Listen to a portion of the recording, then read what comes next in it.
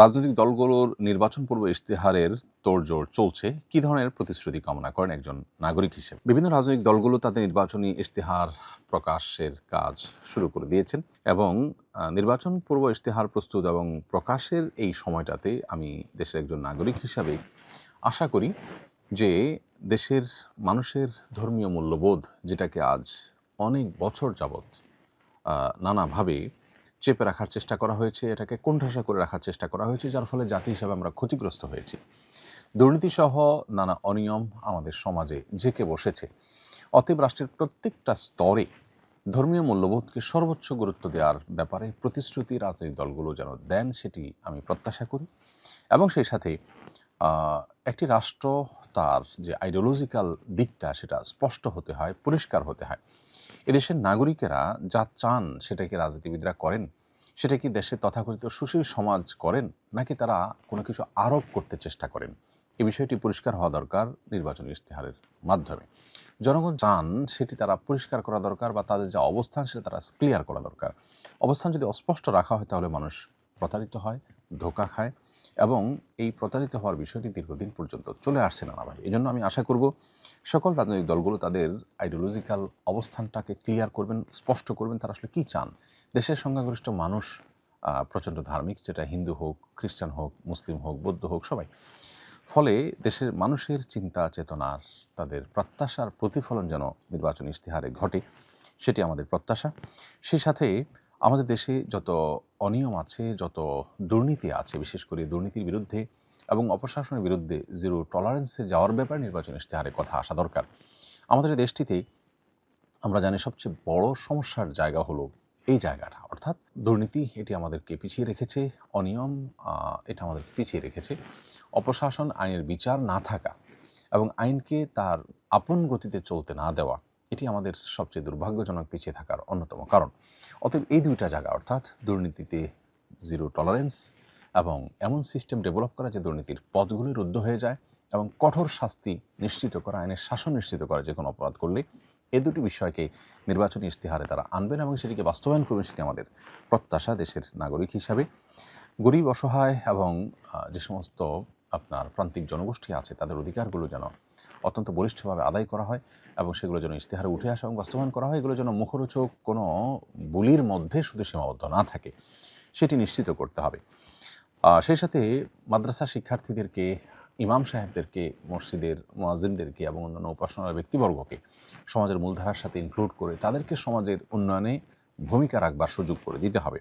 তা নাহলে একটা দেশ, একটা রাষ্ট্র কখনো এগিয়ে যেতে পারে না। মাদক, জুয়া, পর্নোগ্রাফি, যৌন অপরাধ এবং ডিজিটাল যে সমস্ত অপরাধ হয়ে থাকে, গুনাহ হয়ে থাকে, সেগুলোর পথ বন্ধ করতে হবে। পশ্চিমা যে আইডিওলজিকে, বিশেষ করে কৃষ্টি কালচারকে, পশ্চিমা যে সংস্কৃতিকে, সেটাকে আমদানি করবার যে একটা চেষ্টা চলছে, এটা বন্ধ করতে হবে এবং এটা বন্ধের পরে পরিষ্কার নির্বাচনী ইশতেহার থাকা উচিত বলে আমি মনে করি।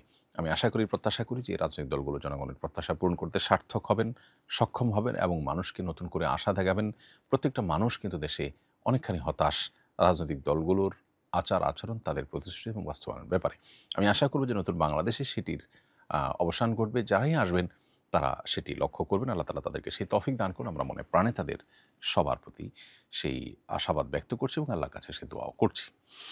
মহিলা ও শিশু মন্ত্রণালয়ের নাম পরিবর্তন করে নারী ও শিশু মন্ত্রণালয় করা হয়েছে। নাম পরিবর্তন কতটা দরকারি ছিল এবং মহিলা শব্দটা থাকা এবং না থাকার মধ্যে কি কোনো পার্থক্য আছে? প্রিয় দর্শক, খুবই স্পর্শকাতর, খুবই সূক্ষ্ম একটি পরিবর্তন এটি। আমরা জানি এই সরকারের আমলে সবচাইতে বিতর্কিত যে কমিশন গঠন হয়েছে সেটা হলো যে নারী কমিশন।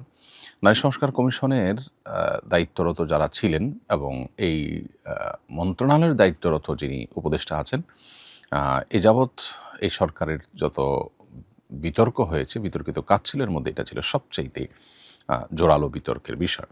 দুর্ভাগ্যজনক বাস্তবতা হলো তাদেরই একটি প্রস্তাবনাকে সরকার আমল নিয়েছে এবং সরকার প্রধান সেটিকে গুরুত্বের সাথে নিয়েছেন এবং মহিলা ও শিশু মন্ত্রণালয়, শিশু বিষয়ক মন্ত্রণালয়ের নাম পরিবর্তন করে নারী ও শিশু বিষয়ক মন্ত্রণালয় করা হয়েছে ইতিমধ্যে।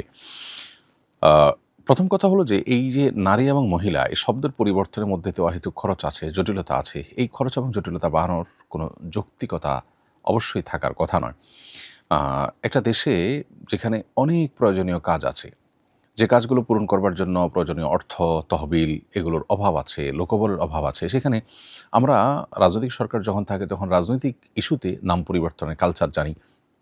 বড় বড় স্থাপনা প্রতিষ্ঠানগুলোর নাম পরিবর্তন করার পেছনে প্রচুর পরিমাণ লোকবল, অর্থ ইত্যাদি ব্যয় করা হয়। এখন এই যে পরিবর্তনটা, এটাও এক ধরনের আদর্শিক চিন্তা থেকে পরিবর্তন। এই পরিবর্তনটা কোনো স্বাভাবিক পরিবর্তন নয়।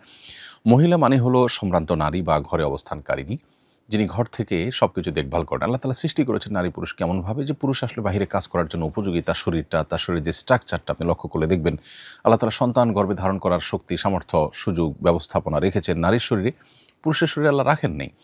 অতএব বাহিরে কাজ করবেন, দৌড়ধূপ করবেন, এবং এই যে দৌড়ঝাঁপ করতে গিয়ে তাকে যে সমস্ত স্ট্রাগলের মধ্য দিয়ে জীবন পার করতে হয়, সেখানে বাচ্চাকে দুধ পান করানো, বাচ্চাকে গর্ভে ধারণ করানো, এগুলো তার জন্য ডিফিকাল্ট।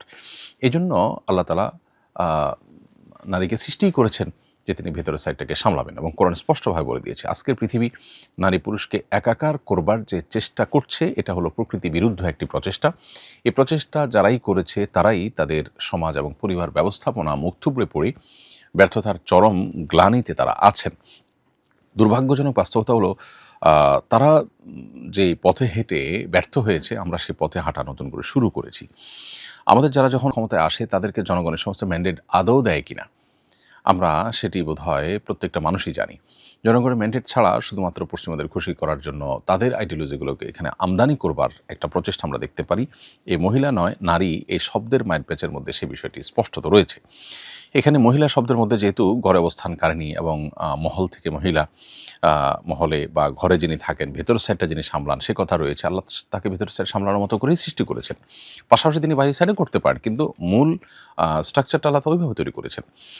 তো সেই চিন্তা থেকে বের হয়ে এসে নারী মানে সাধারণ অর্থে পুরুষের বিপরীত, তো পুরুষের বিপরীত লিঙ্গের মানুষ এস্টাবলিশ করার জন্য এটি করা হয়েছে। এছাড়া যারা আজকাল নিজেদের পরিচয়, লৈঙ্গিক পরিচয়কে যারা পরিবর্তন করার চেষ্টা করে, সেই ট্রান্সজেন্ডার যারা পশ্চিমা পৃথিবীতে পর্যন্ত ধিকৃত, খোদ আমেরিকাতে পর্যন্ত ধিকৃত, এবং এটা রীতিমতো কঠোরভাবে এটাকে বন্ধ করা হচ্ছে, সেটা আমাদের দেশে আমরা আমদানি করছি নতুন করে। দুর্ভাগ্যজনক আরেকটি বিষয়, সেই ট্রান্সজেন্ডারদেরকে সমাজের মূল ধারাতে ইনক্লুড করবার জন্য মূলত এই মহিলা শব্দকে পরিবর্তন করে নারী শব্দ ঢুকানো হচ্ছে। কারণ মহিলা এই শব্দের মধ্যে যেসব দিকগুলো আছে এগুলো ট্রান্সজেন্ডারদের মধ্যে নাই। অতএব লিঙ্গের মধ্যে মহিলা আর পুরুষ এই দুইটাই যদি রাখা হয় তাহলে সেক্ষেত্রে তারা এই দুইটার কোনো একটাতে ইনক্লুড হয় না। এবং ইনক্লুড না হওয়ার কারণে যেটি হয় যে এই যে ট্রান্সজেন্ডারের যে ফিতনা, এই ফিতনার কারণে একজন ছেলে মেয়ে হয়ে যাওয়া, একজন মেয়ে ছেলে হয়ে যাওয়ার যে প্রকৃতি বিরুদ্ধ একটি প্রচেষ্টা পশ্চিমা পৃথিবীর অভিভাবকরা রাস্তায় নেমেছেন। পৃথিবীর বড় বড় উদ্যোক্তারা তারা তাদের পরিবারের সদস্যরা যখন এরকম পথে পা বাড়িয়েছেন, তারা চোখের পানি ফেলেছেন, গোটা বিশ্বের মানুষের কাছে তাদের মনের ব্যথার কথা প্রকাশ করেছেন। তো সেই বিষয়টাকে আমাদের দেশে এস্টাবলিশ করার জন্য এই মহিলা ও শিশু বিষয়ক মন্ত্রণালয়ের নাম পরিবর্তন করে নারী ও শিশু বিষয়ক মন্ত্রণালয়ের নামকরণ করা হয়েছে। কারণ নারী বলতে আপনার মূল নারী, অরিজিনাল নারী, আবার ট্রান্সজেন্ডার নারী, এই দুই নারীকে নারী হিসাবে ইনক্লুড করে মূলত তাদেরকে এখানে যেন জায়গা করে দেওয়া হয়, সেই দুর্বিসন্ধি থেকে এই নামটাকে পরিবর্তন করা হয়েছে। প্রগতিশীলরা মনে করছেন যে এর মধ্যে দিয়ে তারা সমতা বিধান করছেন, এর মধ্যে দিয়ে সমাজকে ইনক্লুসিভ তারা করছেন। মূলত এরকম ইনক্লুসিভ যদি বলেন আপনি, সমাজের মূলধারা বহু মানুষ আছে যাদেরকে আপনারা সমাজ থেকে বিচ্ছিন্ন করে রাখছেন। আলেমুন আমাদেরকে সমাজের মূলধারার মধ্যে আপনারা গণেনই না, তাদেরকে কখনো কোনো গুরুত্বপূর্ণ বিষয়ে মানুষই মনে করেন না। সেখানে আপনারা এই ট্রান্সজেন্ডার বিকৃত চিন্তার মানুষগুলোকে ইনক্লুসিভ করার জন্য এতটা মরিয়া হয়েছেন, মূলত সমকামিতাকে প্রতিষ্ঠা করবার জন্য। অতএব এই শব্দের মায়ের পেছার পিছনে আদর্শিক একটি আক্রমণের ব্যাপার আছে, যেটা এই দেশ এবং জাতির বিরুদ্ধে আক্রমণ করা হচ্ছে। দুর্ভাগ্যজনক বাস্তবতা, সেটি আমাদের দেশে বিভিন্ন সময় হয়ে থাকে। জনগণকে এ ব্যাপারে সোচ্চার হতে হবে এবং সচেতন হতে হবে। যদিও এর নামের পরিবর্তনের তেমন আহামরি কিছু আসে যায় না, কিন্তু দুর্বিসন্ধিমূলকভাবে নামের পরিবর্তন এটা অবশ্যই অগ্রহণযোগ্য, এবং এটি হলো মানুষের উপরে চাপিয়ে দেওয়া, আদর্শিক চিন্তাধারাকে চাপিয়ে দেওয়ার নামান্তর। আস-সুন্নাহ ফাউন্ডেশন, উম্মার স্বার্থে সুন্নাহর সাথে।